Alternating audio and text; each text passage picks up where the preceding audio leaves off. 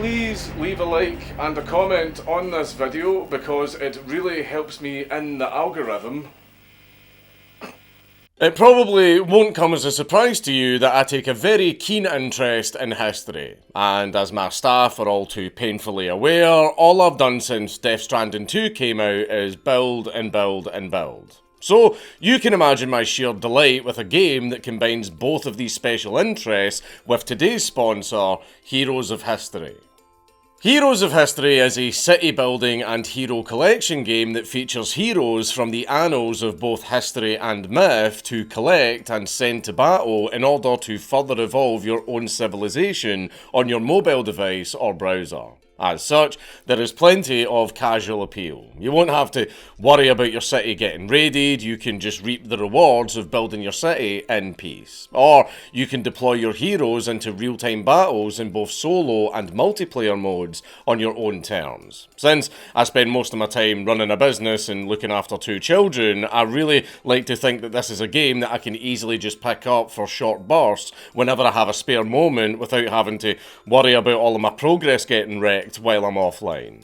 And like that, whenever I play, collecting the large roster of past and future Mad Lads provides a constant sense of progression, especially since the sheer number of heroes available allows me to combine abilities in ways that will make people very, very upset in the PvP mode.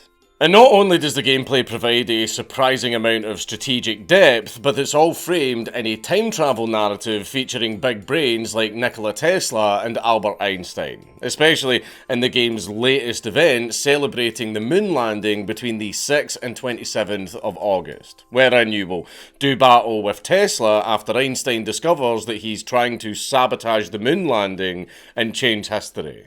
Throughout the event, you will earn points and compete in 3 weekly leaderboards by building your cultural event city, fighting Tesla, or fighting other players in PvP mode, with the ultimate goal of upgrading your Sky Disk of Nebra to level 10. If you're successful, the rewards will flow, including powerful relics and increased chances to pull 4 and 5-star heroes. With such great rewards, there isn't a better time to get started, and all you have to do to get in on the action is unlock village technology at the start of the Bronze Age. So, if you think you've got what it takes to lead civilization into prosperity and maybe pull Cleopatra in the process, then click the link in the description box down below or scan the QR code on the screen to start playing Heroes of History. It's not very often we actually get to sit down and talk to an actual mad lad that we've covered on the channel, but today we've managed to finally track down Jason Vukovic, aka the Alaskan Avenger, aka MC Hammer. How you doing, man? I'm doing well. Trust me, every day that I'm free, I'm grateful for. Good, that's good, man. And you said it was last October that you got out for a little while, Yeah, and yeah. then I've been out about 7 or 8 months. Basically, in the state of Alaska, when you do a significant portion of your sentence, you can apply for what's called discretionary parole. And basically, I did 41 classes, showed exceptional rehabilitative progress. So they've let me come out to serve my last 3 years of prison time on electronic monitoring in the community. all right, that's good. And we've already covered the certain things you won't be able to talk about because of that. Yeah, Yeah, that's yeah. completely fair. Believe me. Yeah, Yeah, I'm well supervised out here in the world. Trust and believe. yeah. No, don't worry. Everybody watching is going to definitely understand that. Yeah, you've got a lot of fans here on the channel, so everyone wants you out of prison for as long as possible. But I just wanted to start sort of like from the beginning because whenever I do the Mad Lad videos, I try and cover the person's early life, where they were born, what their life was like growing up, the events that kind of led to the events that they did later in their life. So if Yeah, you just want to like run through a little bit of that, where you were born, your childhood, and things like that. sure. Yeah, I was born and raised here in Alaska. um, and I was adopted when I was young. My natural father, I never knew the guy. And the person that adopted me, they were heavily involved in the Christian church up here. They were missionary people. So my childhood was spent a lot inside of a church. Monday, Sunday, Thursday, home fellowships, Christian school, and sort of tied up with all of that Christianity and biblical stuff was all kinds of physical and sexual abuse that was going on. It started about 6 months or a year after my mother met this guy who was a church guy, um, Yeah. came into our lives. And so, from a young age, maybe being up here in Alaska was a good opportunity for me, because up here I was able to leave and go commercial fishing and go work for big game guides. And bro, I was gone from the house as much as I possibly could be from 11 or 12 years old until I climbed out the window and ran away from home when I was 14 or 15. But suffice it to say, call it a cult, call it what you will, but I was raised under the extreme umbrella of religiosity mixed with abuse. And that is something that's actually pretty common in our world, sadly. But it set me up and it sets everybody up for this weird psychological battle, because the people that represent God in your life are the ones perpetrating the abuse. So Yeah, we've yeah, had problems with that over here as well. We've had, yeah, yeah, most of the Catholic Church over here, we've had problems with that over here as well. yeah, yeah. Yeah, I'm telling you right now, based on my experiential knowledge growing up in it, you cannot have any sort of system set up where people relate to the deity and they speak for the deity. It's too much power for yeah, people to process or handle. Just human beings were not intended to represent the deity here on earth. That's not how it's supposed to work, especially when it's parents and kids. And bro, the church I went to, they interpreted this book that they've got a certain type of way. And I remember being beaten with 2x4s most of my childhood.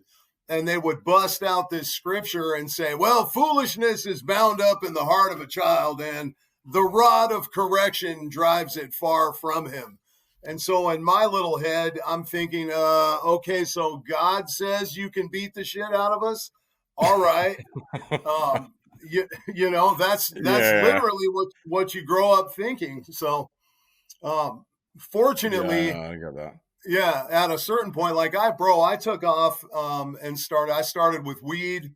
That was my first medicinal outlet to heal my soul and make the pain go away. Um, I started with weed and I smoked tough for 25 years. And then eventually that moved on to, hey, let's snort a little bit of meth. Let's try that. And, drugs were probably the most immediate fix as far as the pain I was dealing with and the confusion I was dealing with, because it just took me to a completely different space and I didn't even have to worry about that shit. Um, Yeah, so I very quickly went down this path. Another thing, too, is um, aside from the practicality of living as a runaway, when you've been beaten like a farm animal for most of your childhood, you've got it pretty well seated in your mind that you are worthless and you're worth nothing. Nobody ever had to say that out loud to me. I was just given that impression after that many years of abuse. So things like, hey, bro, brush your teeth, give a shit about your credit score, don't break the law, all those sorts of things, bro, yeah, not even relevant to my experience, because deep down in my soul, I knew I was worthless, didn't matter anyway. So I had to go out, bro, and learn yeah. every single thing by making the wrong choice first. That's how I learned. I made Well, the that was wrong there choice was a almost thing we found every in the time. research as well. I know that your brother Joel, Yeah. um, he blew the whistle on the abuse when you were younger, and he went to Yeah. the police, and it Yeah. was what was his name, Larry? I think his name was Yeah. Larry. Larry. He ended Yeah. he got a 3-year suspended prison sentence for all of that Yeah. horrendous shit that he did, and then Yeah. everyone in the family hated Joel for snitching. Oh, absolutely. Hated on me for testifying against him. Hated on my brother for ratting him out. And what actually, The yeah, fuck? what actually happened was my brother climbed out the window and ran away with his girlfriend, stealing my mom's car. Well, it's Alaska, so they got stuck in a snowbank within like 6 hours. The cops Yeah. got called, and when they showed up, my brother basically told him, I don't give a fuck where you take me. You're not taking me back to that house, and proceeded to tell him what happened. So that's how the abuse got reported. And again, not unlike happens all the time nowadays, sadly, the church threw down for his attorney, provided an attorney for him, hauled my brother and I both in, and told us not to say anything, that he had repented, and so we needed to forgive him. Um, all type of bullshit, bro. All type of bullshit. It Yeah. was crazy, but um, Joel never came home again. And it's a sad thing because my brother, my older brother, was my best friend. That was my dude.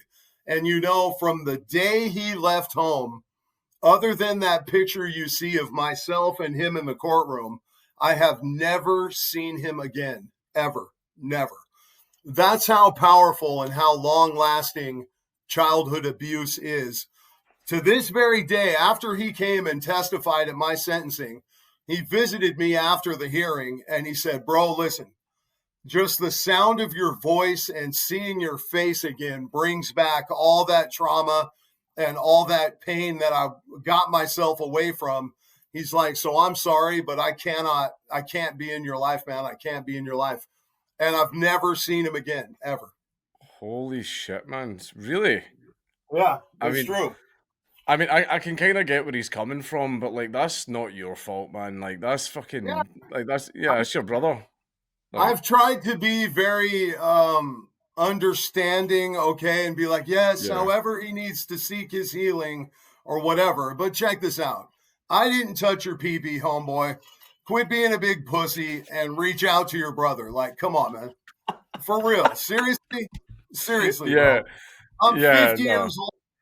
50 years old. Like, come on, man. yeah, no, that's kind of fucked. Half of me sees where he's coming from, but half of me sees that as like a little bit shit. But I Yeah. definitely want to talk about that picture later on once we actually get up to the trial. But I want to go.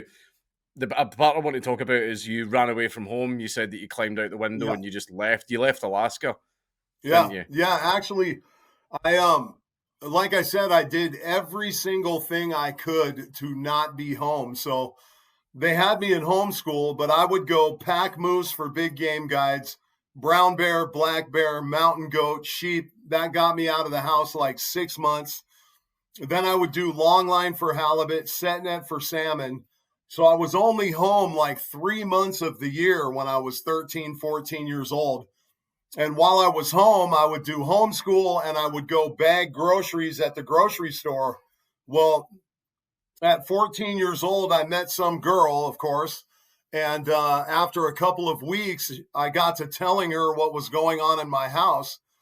And she was outraged and she was like, oh my God, we've got to get you out of there. That's terrible. Um, and that's some of the psychology of abuse because up until she said it, I didn't even consider leaving, bro. I never even thought Yeah. of running away as a possibility. And then this girl comes into my life and tells me, we got to get you out of there. You should leave. And it was like a light bulb moment for me. And I was like, damn, you're right. I got to get out of here. So, That's the case with like a lot of kids that have just grown up and known nothing else. They don't know that yeah, what they have at home isn't normal. They don't know that yeah, that isn't normal, and then it's yeah, only when they get an outside perspective, everyone's like, yeah, "What the fuck are you yeah, doing? Run the fuck away!" Like yeah. yeah. That's why I didn't abusers even try and know. And separate then, kids from the outside world. yeah, Yeah, and then to further compound the mind fuck, for lack of a better term, when your father, stepfather, gets hauled to court and convicted, and then the judge says, okay, cool, suspended sentence, and sends him right back to the house, you really start to think in your mind, like, wow, maybe these people are right. And I've been wrong this whole time because the judge didn't even yeah, take him away from our house, Um, yeah, so needless to say, she pulled up outside my house in her little pickup truck one night. I climbed out the window, and we ended up flying to Spokane, Washington, a couple thousand miles away.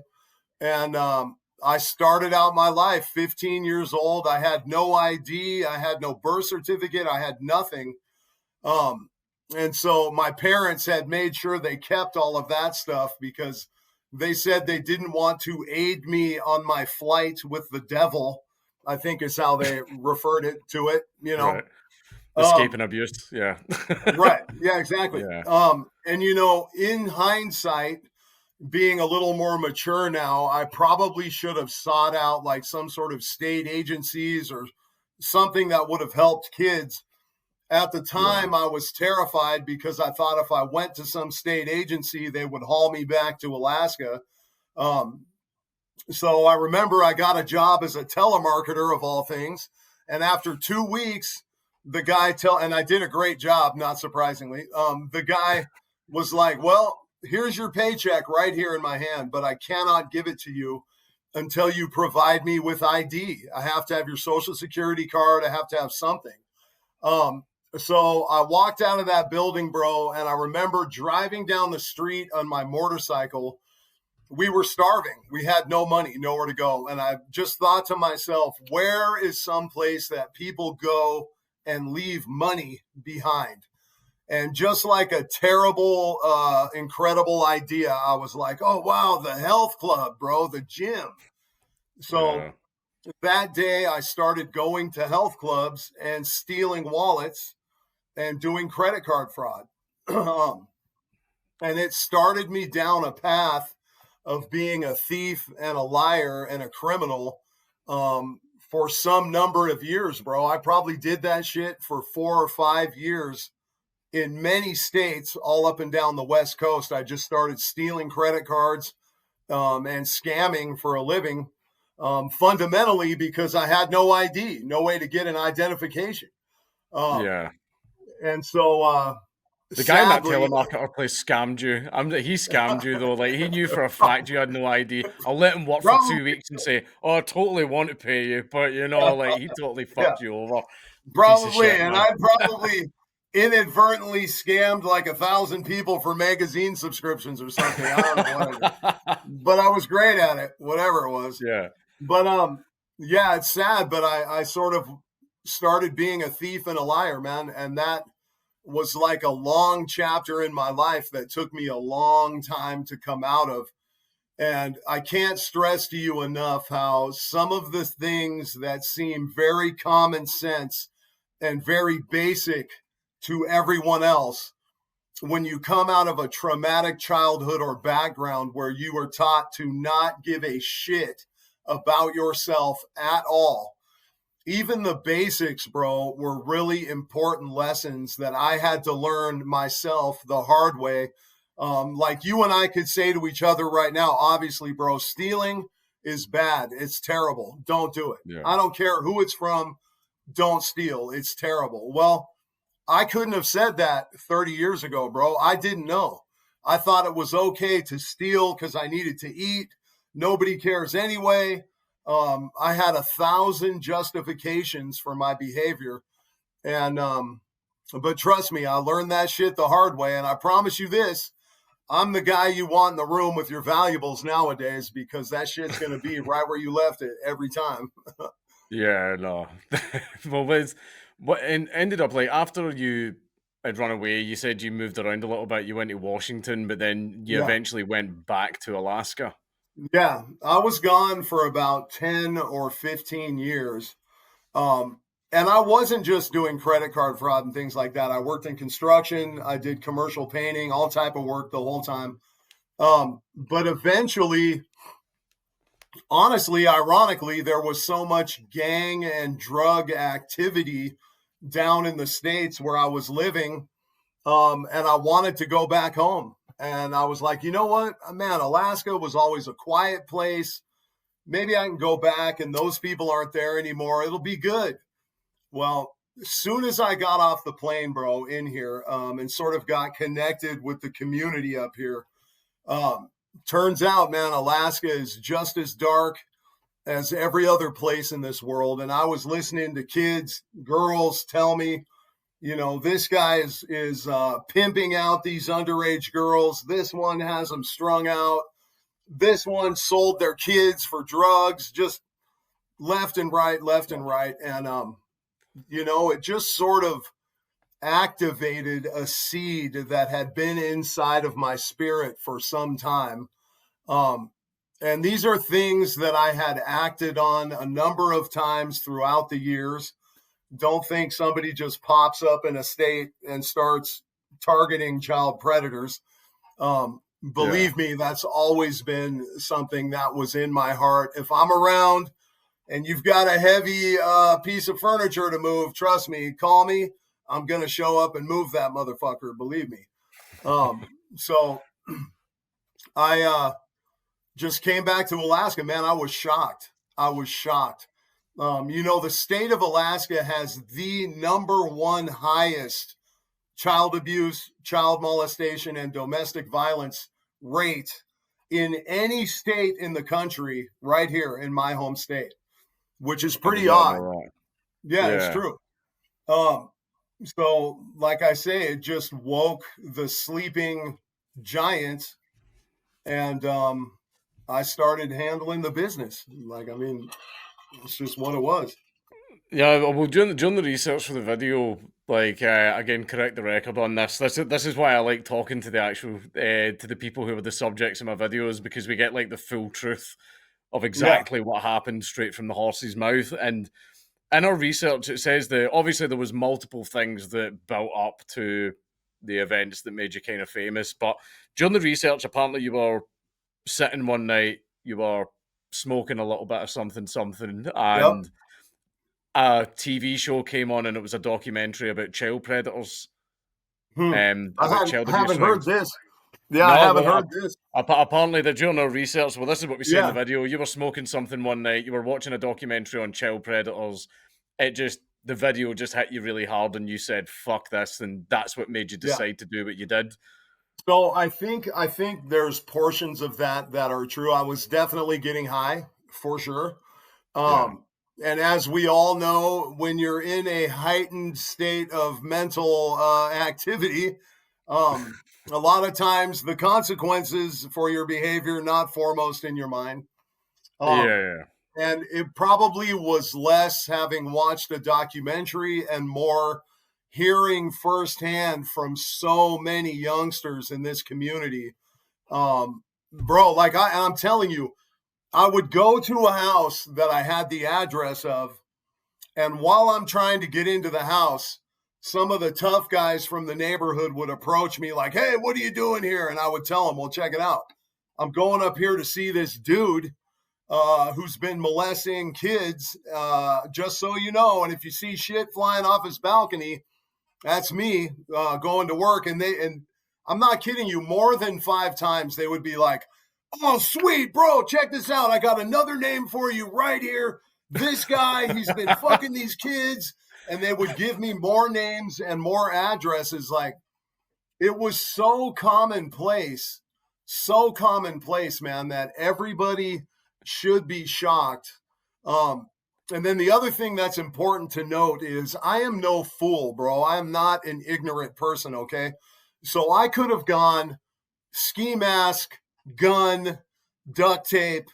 I could have slid in and out of every single place, every single time. And trust and believe, you would have never, none of them would have ever seen my face or known who was there at all.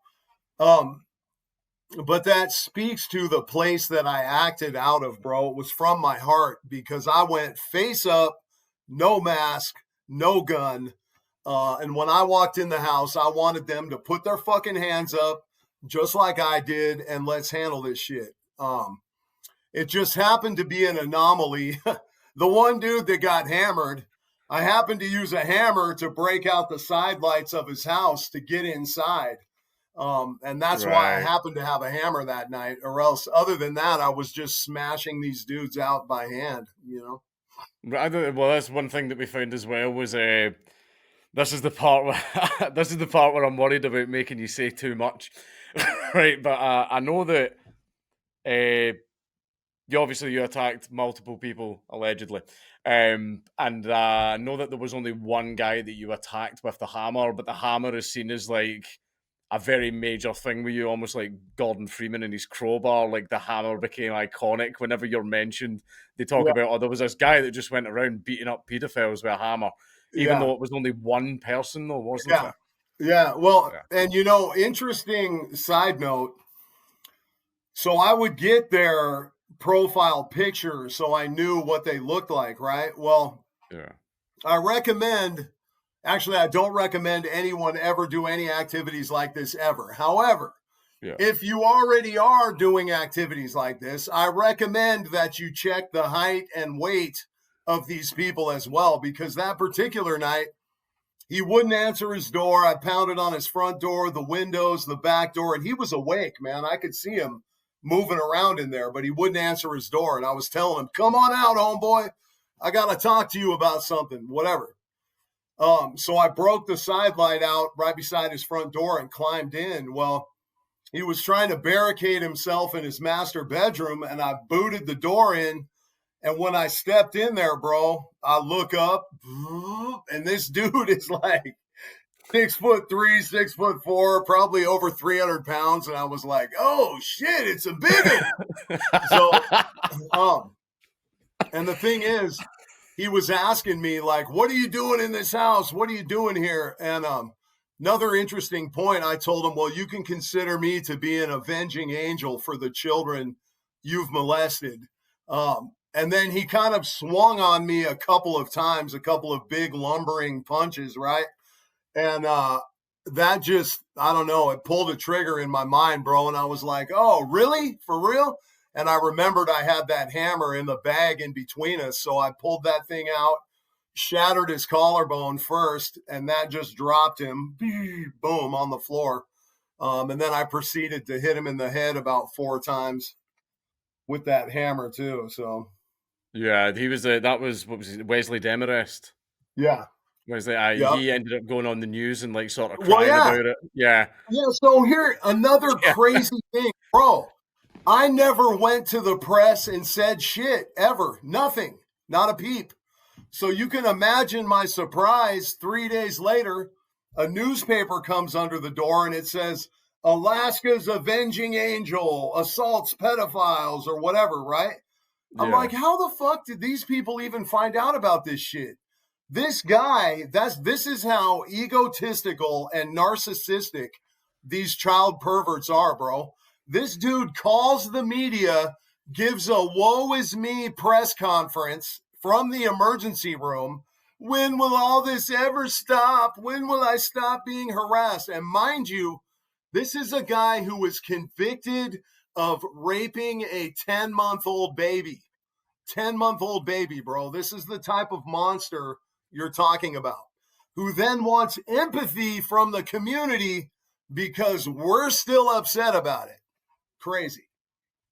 yeah. So one thing I did do in the video is a lot of the specific details about your childhood and also the crimes committed by these guys. I kind of just glossed over them Of because, course. like, let's face it, no one wants to hear that shit, right? Nobody Yeah, wants to hear that part. They want to hear about them getting fucking beaten up by hammers, but they don't want to hear that yeah, part.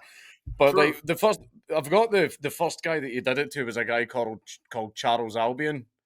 Yeah, He yep, was another one. Do you want to talk yeah, about that? yeah. Was he the first? Yeah, here's another guy Yeah, who, um, also interestingly, before we get into this, you realize my sentence in the end was 3 times longer than all three of them served combined for their crimes against children. Okay. So they gave me 3 times longer for having the audacity to assault people that assault kids than they got for their crimes against kids. This is insane. yeah. So the one you just mentioned first, 10-month-old baby, he did 2 years in prison. Two. For that, Albie was convicted of raping his own daughter, and he had a child from that sexual assault. And when I went to his house, he was actually holding his granddaughter, who was actually his daughter from his daughter. Okay, this is not a guy that was what allowed the to be fuck? around children. much less that particular child. And he had his daughter so mentally screwed that she was like, yeah, well, I love my dad and I want him to know his daughter and whatever. Yeah, that's how sick it is, bro. That is Yeah. just how sick it is. These are not, and that's one of the reasons. And again, I don't recommend anyone else ever break the law or practice violence, but I'm telling you, when it comes to things like this, what sort of rule or law or force do you think something like this would respect? If they have the willingness and the ability to violate infants and their own children, do you think they're going to respect a rule or a law? Absolutely not, bro. There's only No. one thing that keeps them inactive, and that is fear. That's it. Fear. Yeah. Because to a man, I will tell you this, they are all selfish, egotistical, and narcissistic. All of them. Yeah. No, definitely. Definitely. I didn't know the specifics of some of the cases here, but that's some of the most fucked up shit I've ever heard. Yeah. Like, And that holy and that shit. particular day, bro, another thing too is I might seem like a grunt of some type, but I'm telling you, I've always followed a spiritual guidance, for lack of a better term. And I'm telling you, that day when I pulled up at Albie's house, it was absolutely surreal. It's the middle of summertime. There should be kids playing outside and activities and whatever. Bro, the whole neighborhood was dead. It was like a movie scene, dead.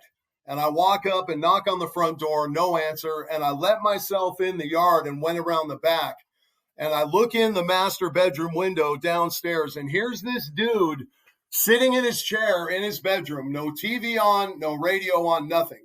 Just sitting in his chair like this in his bedroom. And he looks over at the window, and I tell him, go answer your front door, homeboy. And he's like, me? And I said, yeah, go answer your front door. So he got up and let me in the front door, bro. And I walked right past him and told him, come on, man. And he followed me down into his bedroom, where I proceeded to open hand, forehand, backhand, bitch slap the shit out of this dude for probably 45 minutes. Giving him a lesson and a speech about assaulting kids in this state, et cetera, et cetera. These are just vile people, bro. Vile people. Yeah. And again, fear is a great deterrent when it comes to things like this. It's the most effective, sadly. I think it's basically serious repercussions from the community is what prevents stuff like this. Because there used to be a Absolutely. day you can't do it anymore because of the back in the day. If you did it, you would drag the guy out of the house and give him a good lynching. If he'd Right. done that, and the cops would all turn a blind eye to it. They would Of all course. go, "Oh, I didn't see anything." That's the type of fear that prevented it from happening. Of But course. nowadays, these people are protected Of most of the course. And time by the police. I'll tell you, it's a strange byproduct. I don't know what you guys have in your country. In our country, you call 911. Anytime something's on fire, somebody's hurt, whatever, you call Yeah, 911. That's the emergency number, right? yeah, So what's happened is multiple generations of us have been raised and we've been trained. If something is wrong, call a stranger. The house is on fire, call 911. Somebody got hurt, call a stranger. Somebody's screaming over there, call a stranger. We've all been trained to do this because of this emergency number we've been given. What no one is trained to do is, the house over there is on fire, get some fucking water and show up and help out. You hear a little kid screaming, get your ass over there and make sure she's all right. yeah, None of us are trained as a communities to step up and be accountable for our own area, our own people, the people that we see every day. We're yeah. trained. What do you do, bro, when something happens? Call a stranger and sit back and wait for him to show up. That's what we've And it'll been be about trained to three do. hours And so, or something. Yeah, it'll be yeah, hours and hours before they turn up. Yeah, yeah, it's no, like the unintentional byproduct of something really great. And so a lot of times I get hundreds of messages every day, bro, of very aggro dudes being like, hey, bro, I want to get on the team and go hunt too, and everything else. And I tell them, like, look, first of all, calm down. I get it, but that's not how it works. The first thing you have to do is be aware of who is in your neighborhood. Pay attention to the kids around you, man. Let them know that you're that good dude on the block. And if something's wrong, they can come and tell you. Some of this is very, very easy. And I say that because when I was a little ass kid, bro, the church that I was a part of was the biggest church in this state. More than 1,000 people every week would show up for church services, right? I spent my childhood covered in bruises, pissing the bed, pissing myself, obviously acting like a little abused kid. And not one single person, not one adult ever came up and said, "Hey, man, are you all right? Is everything okay?" Not one, all those years. So that tells me how big the hole is in our society. Like, it's easy to sit back and say what's wrong. It's easy to sit back and be like, "Yeah, I want to go fuck them up too." It's a lot more difficult to actually give a shit. Like when you're at the store, bro, and some little kid is next to you covered in bruises and scratches, ask them what's up. Are you all right? You need some help? Everything good at home? Something just that quick can change a life, man. Yeah, prevent a cycle from happening. Also, children can then be rescued before the stuff gets even worse and fucks them up for the rest of their life, which, Exactly. no offense, is kind of what happened to you. Yeah, Like, it's yeah. true. No, it's true. It's true. And the thing too is the longer abuse goes on, the more empowered the abuser feels. So, I mean, think Yeah. about the audacity of the person that was raising me, who had no hesitation, bro. Two-handed grip and a 2x4 custom made for it, would beat the shit out of me anytime he pleased. No concern about repercussions whatsoever, bro. And I'm talking till I fell on the floor, till I couldn't move my legs anymore. He wasn't concerned at all, just go on about his business. You cannot have people that have that kind of ego and that kind of ability to manhandle children like this in our world, man. These people should be scared, should be nervous. They should be going, "Oh shit, I hope nobody Yeah. finds out. Oh God." I mean, that's how it should be. Yeah. I mean, my mum slapped me around the head a little bit when I was younger, but, some of those Yeah. events I look back on and go, "Yeah, I kinda deserved that. I was being a cheeky little shit lad." Man, Yeah. like, Yeah. she didn't, like, Yeah. hit me. I got one of those up the back of the head Yeah. whenever I, like, Yeah. swore or Yeah. something, which is Well, fair. Yeah. yeah, and that's actually, you make a great point, because we now live in a world where people are over analyzing and over diagnosing everything all the time. When you and I know, it doesn't matter what country we live in, we know what rough love from dad looks like, and we know what child abuse looks like. It's two different things. It comes Yeah. from two different places in somebody's heart. And it's a lot different. Plus, I will tell you from my daily experience, it is obviously much better to err on the side of safety for a kid. Because, think about what society had to deal with just with me running away from home at 15, bro. You had a little thief and a liar running around who didn't give a shit about himself or rules or laws or anything else, bro. There's a million of me out there right now. That is a scary thing. And we're not even the child predators. We're the result of child predators. That's how scary this issue is. It's dangerous, bro. I was dangerous to be around for many years of my life from a societal perspective. You know what I mean? It's scary. It's a big deal. That's a really fucking succinct thing you just said there, by the way. Holy shit, man. Yeah. Fuck. Fucking hell. But there was like another one thing that I did want to ask you about as well. This one just kind of made me curious. There was the victim, alleged victim, sorry, Andre Barbosa. You had two women with you. Yeah. Yeah, actually I did. So, Were these just two ride or die bitches that just came along for the show or well, something or that? well, they were that for sure, but I'll tell you this interesting backstory. That particular day, I went over to a house that had some rough and tough guys, possibly gang related type people. And I walked in, and them and their girls were there. And I told them, "Hey, man, I'm about to go visit this pervert. I got to handle the business. If any of you guys want to go with, come on, man. And to a man, every single one of the tough guys in the room was like, oh, no, fuck that. Hell no, I'm not going. I'm not going. Well, the two girls who had been molested and raped throughout the course of their life and everything else, the two girls in the room, bro, were like, fuck yeah, we'll go. We want to go. And I said, all right, well, come with. So that particular night, two of them went with me. Now, unbeknownst to me, one of them was recording the incident as it took place, as I later found out when I got arrested and the video appeared.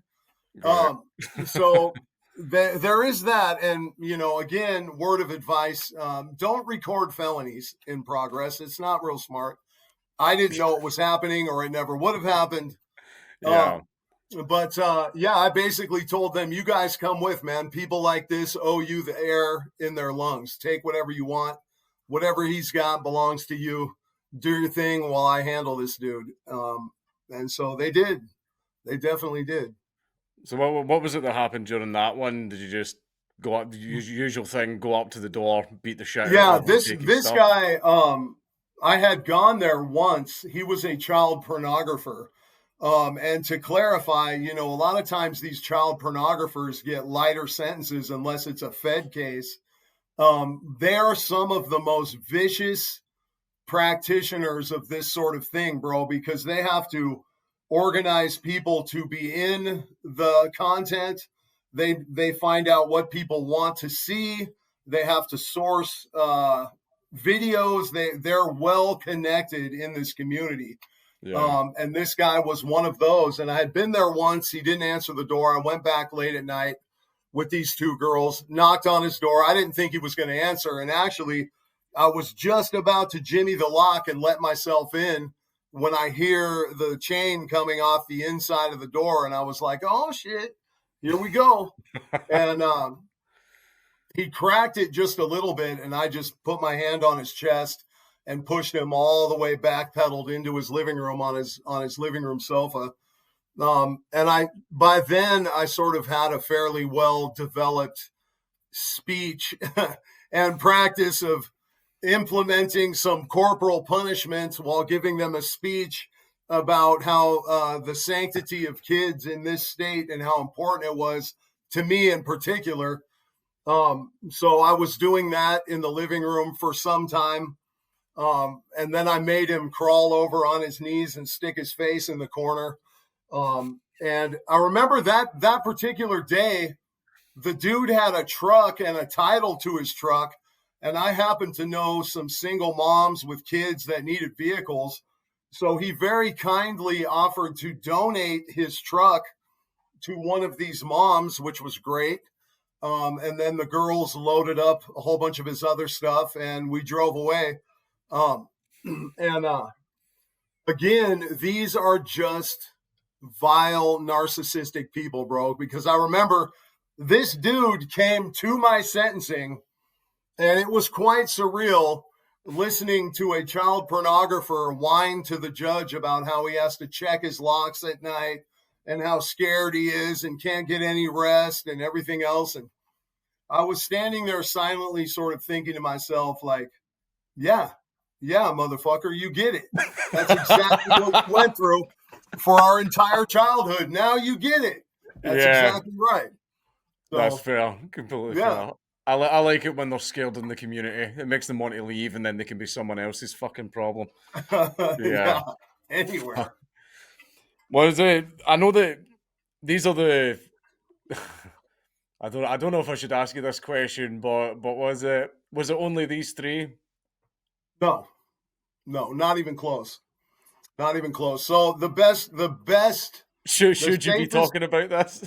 Yeah, the safest way for me to answer this question would be to give you an analogy, which is the dude that gets arrested for shoplifting 3 times at Walmart.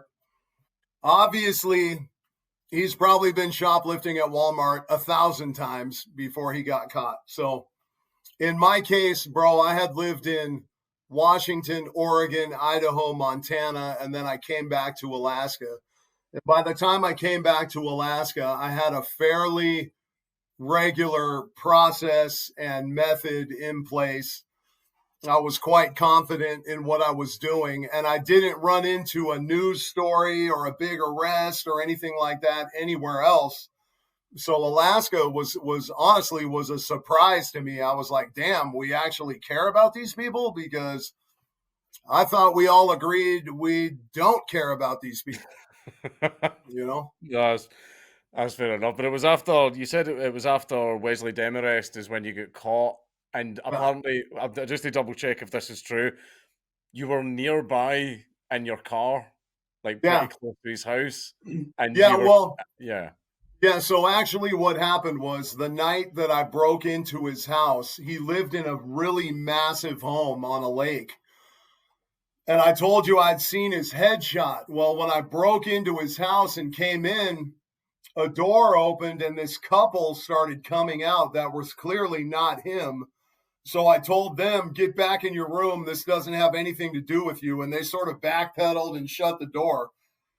So I'm assuming they probably called the cops right when I first came in. yeah, Then I went in the bedroom, smashed this dude out, got in the car, and had I been 2 seconds sooner, I would have just driven away. But it was a dead end street, and I got out right to where I could turn on a thoroughfare on a busy street, and all the cops came in, and they probably knew somebody was going to be racing out of that street or whatever, and they pulled me over immediately. yeah. Um, yeah. No, but is it true? Like you got caught with the hammer, and also Oh yeah. a list of names of Yeah. the local pedophiles that you were your Yeah. next targets. Yeah. Yeah. It was a pretty epic evidence trove for them, Yeah. because I had like a notebook and there was names that were crossed off, some that were highlighted. You know what I mean? Like I had a Highlighted. priority list. You know what I mean? Yeah, it was not. Needless Uh, to say, it was an open and shut case. Uh, yeah, yeah. But I know that after you got arrested, like, did you manage to plead down? You got a deal yeah, or so they something? Yeah. hit me initially with 27 felonies. They hit me with 9 felonies for each of the 3 that they charged me with. And they actually had a number of other ones that they decided to not charge me for because they didn't have enough evidence. But there was a number of them that they could have also charged me for. So 27 felonies. We waited 2 years, and they gave me an offer to plead guilty to 3 felonies and go to open sentencing, with a max of 23 years or whatever. Now, we assumed that we would get some love from the court a little bit, because all of the childhood abuse and trauma was proven. It was in this state, it was on their records. But, bro, opposite of that, the state did every single thing in their power to make me seem like a junkie who was looking for soft targets, who was just trying to victimize. This is hilarious. They even said that I was targeting felons because I know felons aren't allowed to possess firearms. So I was specifically targeting felons because I knew they didn't have guns, which is hilarious, because I don't know if you know any felons, but let me tell you what, I don't know a single felon that I care to mention that's like, well, I'm a felon now, so I better not carry this gun. Bro, ridiculous, ridiculous. They threw the PTSD and all the childhood abuse and trauma out the window.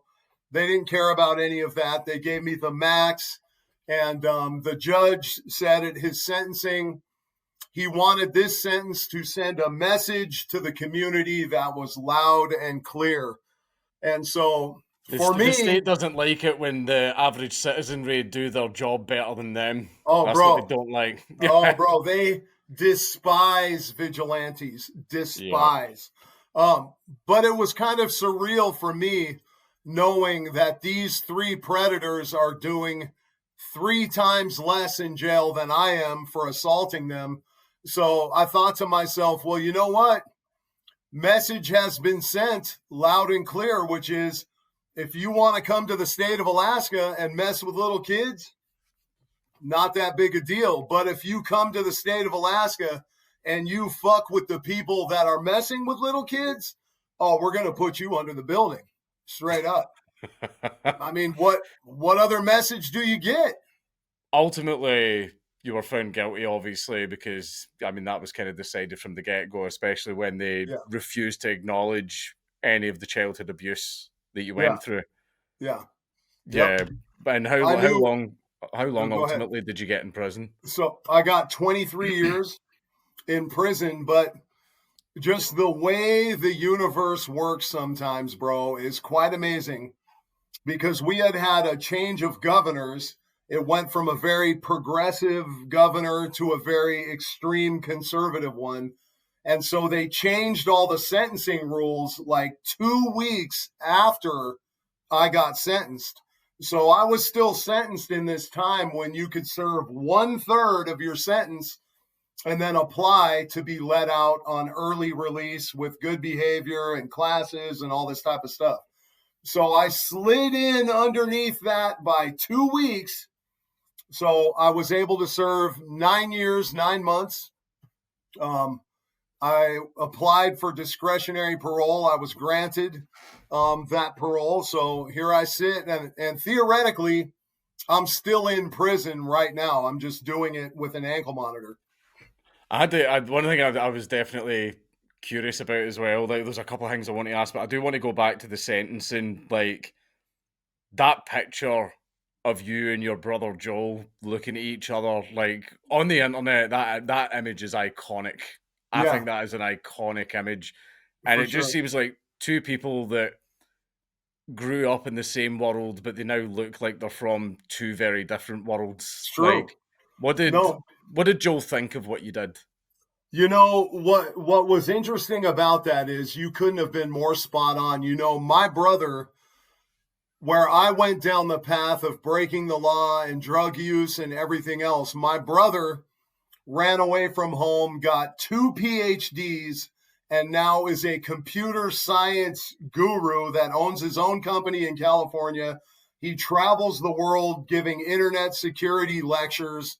The guy is heavily involved in the church, et cetera, et cetera. So I think he and I knew in that moment that at least one of us went back and made right what neither one of us could make right during that time. Because you got to realize all those years, my older brother I saw as my protector. You know, he was 3 years older than me, but there was never a single time that he could do anything to stop this dude from coming in. And I'm telling you, like, I remember one winter, some neighbor kid threw an ice ball and it hit me in the face and it cut my face. Well, my brother stomped over there immediately and socked that dude right in his face and knocked him out on his front yard.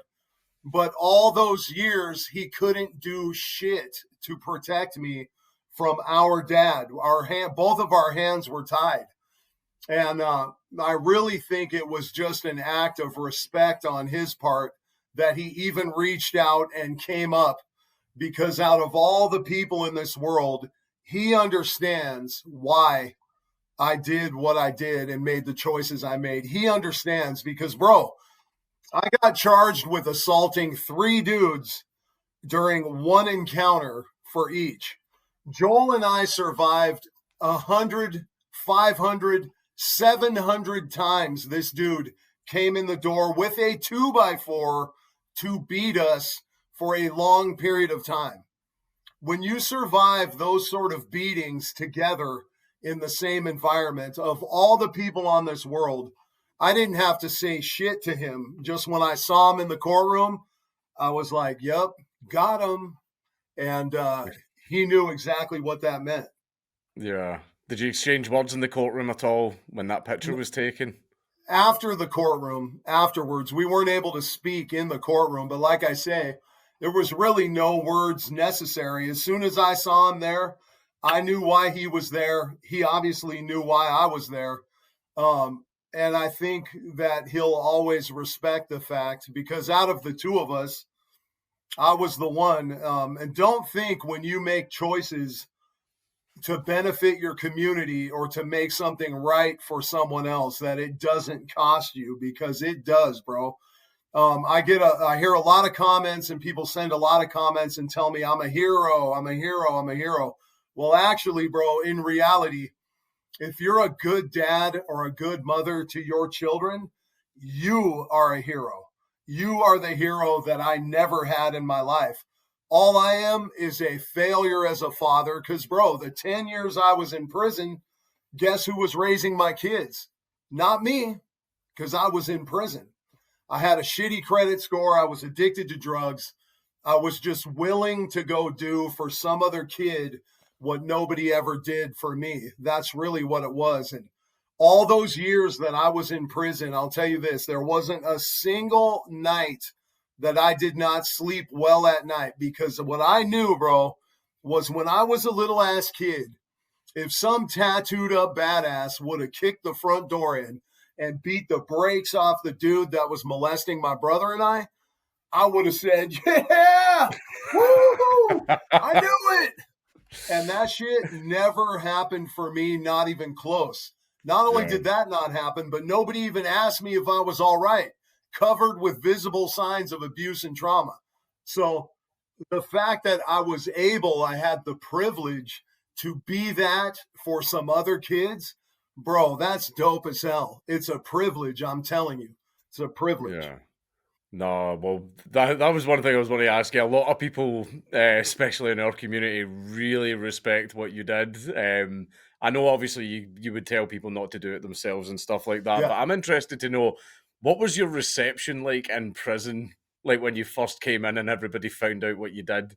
Yeah. Well, another interesting part of this whole story is when you live in prison, this isn't like you see on the movies where I'm in prison and everybody's got cell phones and they're messaging and all that stuff. Bro, Alaska, there's no cell phones in prison. So I saw no internet, nothing, zero for 10 years. So I got some number of letters. I knew there was some hype out here about my case, but Yeah, getting out, I had absolutely no idea, bro, how massive it was. Like, when I had JD Delay, who's one of the biggest YouTubers out there right now, reach out to me, fly up, set me up, show me how to do content, yeah, buy me clothes. I knew then, like, wow, this is actually bigger than I was aware of, after a decade. Um, and then yeah, the other thing too that's important for me to mention is the whole Alaskan Avenger thing. Number one, I never said that shit to anybody other than the dude I was about to beat the brakes off of. yeah. So before I got out, JD was telling me, man, we got to name your YouTube channel. What are we going to call it? And I'm like, bro, anything but the Alaskan Avenger. I do not want that name. I'm Did not you a not like fucking. the name? No. Well, it's not that I'm not a superhero. I'm not a cartoon character. I'm just a dude, bro. And he's like, oh, no, no, no. We have to name it that, bro. We have to. So I will tell you this. It wasn't until I got 10,000 messages from survivors of abuse who told me shit like, bro, when I can't sleep at night, I imagine you coming in the room and beating the shit out of the person that assaulted me when I was a kid. And it gives me peace, or it allows me to sleep. It wasn't until I got thousands of those messages that I embraced it. And I said, you know what? Run that. Let's do it. Because Yeah, the fact of the matter is, and people don't realize this consciously, the single largest body of humanity on the face of this earth, bigger than any government, bigger than any political party, is the survivors of childhood abuse and trauma. Bro, we are the biggest body of humanity on the face of this earth. And because the primary symptom of child abuse is isolationism, we don't even know the other ones exist. We're massive. And that community was hungry for some type of archetype that represented us winning for the first time, having a W against this sort of violence that was perpetrated against us when we were kids. yeah. No, it was definitely like a lot of people saw you were an inspiration. Plus, the term for it is justice porn. Everybody likes seeing paedophiles getting their comeuppance. Of Everybody wants to course. see a paedophile getting beaten by a hammer, right? It's just it's what the people want, right? Well, But yeah, I'll give you a little insight. Have you ever cracked a walnut at Christmas? It kind of sounds like that, only the walnut's the size of a volleyball and you're doing it with a hammer. It's quite cathartic and satisfying. holy fuck, fuck me, man. No, but it was like with the question earlier. I think it was because of the way I phrased it. I meant to say like, how did the other prisoners in there react when they heard what you did? Yeah. Like, Well, how were so they? Did you get a lot yeah, of respect when you were in there? yeah. So I did. But I'll tell you something interesting about prison, which is in prison, you gain respect for what you did today. So Right. very quickly, that whole, oh, there's the dude that did whatever sort of wears off. So you get your respect in prison on a daily basis. What I will say that I was not expecting was for years, I had a number of COs that would come in and would be particularly rude, uh, very, very judgmental, extremely hard. I'm like, and I couldn't figure out why. I'm like, damn, man, I follow the rules. I'm not a gangbanger. I'm not giving you guys a hard time. What the fuck? Well, it turns out all of those years I'm living in prison, these dudes are out here every day looking on the internet and they would be like, oh, there's Mr. Hero right there. And then they would come into the prison and would give me shit because people out there were saying I was a hero or whatever. So, I mean, it set up some very strange interactions where I would have to tell him, like, check this out, bro. I've never called myself shit other than a simple man, and I'm willing to show up. Call that what you want, but I definitely got a lot of hero backlash from the COs For this, along the I way. don't Not get it. all, but That's the some. thing is like I know people that have been in. I know a bunch of people that have been in prison and stuff like that. And usually, when like a child predator gets bashed, the CEOs will do this thing where they wait until no one's looking, and then the CEO will shake the guy's hand and be like, "Well Yeah, done." yeah, Like, man, like yeah, they do that shit all the yeah, time. But that's weird. They yeah, treated you like that. That sounds like jealousy yeah. or some shit because you got famous. Weird. Yeah, Weird. Yeah, but this all came during a time when the internet was getting huge and I was living in a concrete shoebox. I had nothing to do with any of it. So I wasn't aware. And also, yeah, mind you, I got a lot of handshakes from COs, bro. Also, like the first time in my life I ever had um, lobster bisque and slow roasted pulled barbecued pork was sitting in a maximum security cell in Seward, Alaska. And that shit was brought to me by a CO who respected it and said, here, man, I wanted you to have this meal. And it was food that I'd never eaten in my whole life, bro. And I'm sitting inside this cell, blessed. So, yeah, there was some good things. that's fucking great. That's really fucking good, man. But I was just to ask, like, just before we close off and everything, a lot of people are curious to know like what you're up to now. Yeah. What's next for Jason Yeah. Vukovic? Yeah, for sure. Well, I run Alaska Hardcore Recovery, which is a drug use, alcohol use, trauma recovery business. Um, Truly, I take very few clients at this point because it's expensive and I'm busy, but I do take some. I've got a pretty poppin' YouTube, IG, TikTok pages out there. Just look for the Alaskan Avenger or the real Alaskan Avenger. Every single case or story that I do nowadays is pro kids, uplifting kids. We've had the good luck and the benefit of having a really strong community, bro. We've gotten DAs taken out of their jobs, a couple of judges recused from their jobs that were soft on child predators.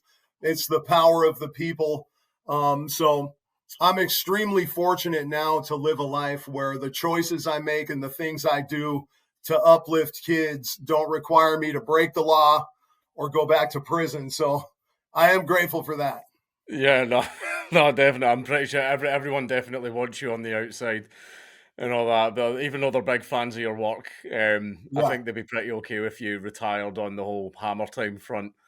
But but sadly, but yeah, Yeah, before we wrap up, is there any final message you would like to give out to yeah. anyone? Yeah, for sure. The main thing I wanted to tell everybody is check this out. We stand together. It does not matter what part of the world you're on, what color you are. I cannot state that strongly enough. This transcends all racial divides, economic divides, if you're rich or poor. We have to stand together when it comes to these kids. Your kids, my kids, these kids matter. And that's something that we can all get behind and we can all stand together for these kids. And it all starts in local areas. So make sure you go vote, pay attention who the next DA is, who the next judge is, participate in that stuff. It's super important. Because when you ride for little kids and when you make them a priority, your life is just blessed as a result of that. And I'm living proof of that. So that's about it.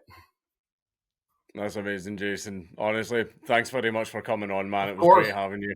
of course. Appreciate you having me, brother, and love to all you and yours over on that side of the ocean. It's Count Dankula on YouTube. Everybody just subscribe.